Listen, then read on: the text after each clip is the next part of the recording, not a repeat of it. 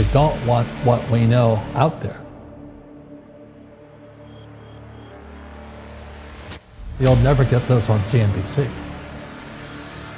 But our school system will never tell us that because they're part of the process. Fake money, fake teachers, fake assets.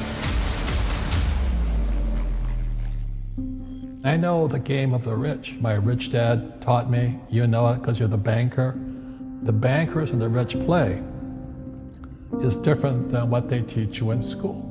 All over the world, what does school teach you about money? And the answer is nothing. And that's not a mistake. That's not an accident. I knew that. Most people know that.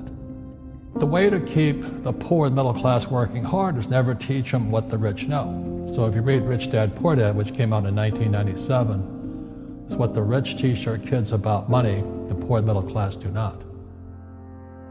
Poverty hurts. I mean, I don't like it. And I don't like that our academic system's so corrupt. You know, we know the banking system's corrupt. We know politics is corrupt. But academics is just as corrupt. I mean, one thing if it's the banking and the politics, but this is where we send our children and we trust them to do the right things for them. And yet they're being not taught something so fundamental. Like you asked your dad when you were a kid, Dad, you asked your teacher, when are you going to teach us about money? And it was just never. Never. And they'll never will. You know something. What do you know? Share it.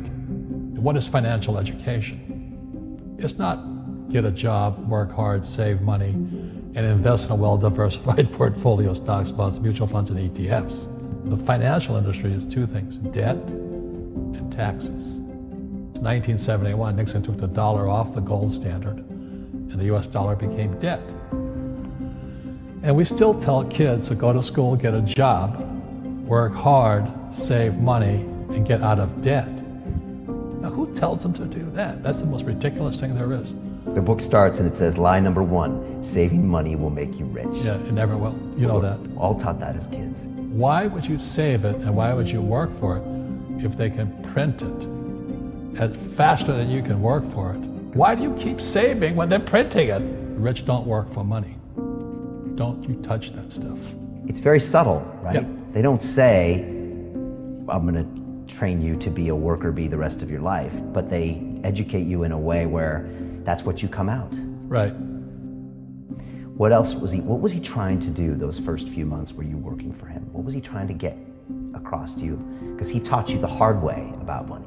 And she says, if you're going to be successful in your life, you've got to find the best teachers. And a great teacher is somebody who comes from the inside, not the outside. But in school, you don't know if your instructor is for real or not.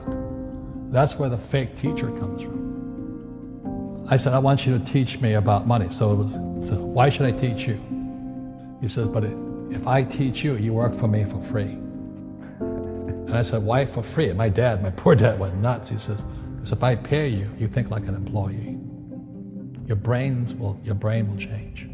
If you learn never to work for money, you'll be a rich man. And this is powerful. Once you give someone a paycheck, their brain turns off. Correct. Because it's... And then the promise of a pension.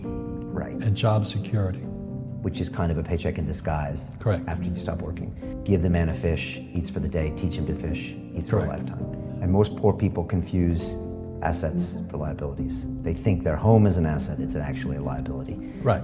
An asset is a noun, like a house. Cash flow is a verb. So to understand if it's an asset or liability, it takes a noun plus verb.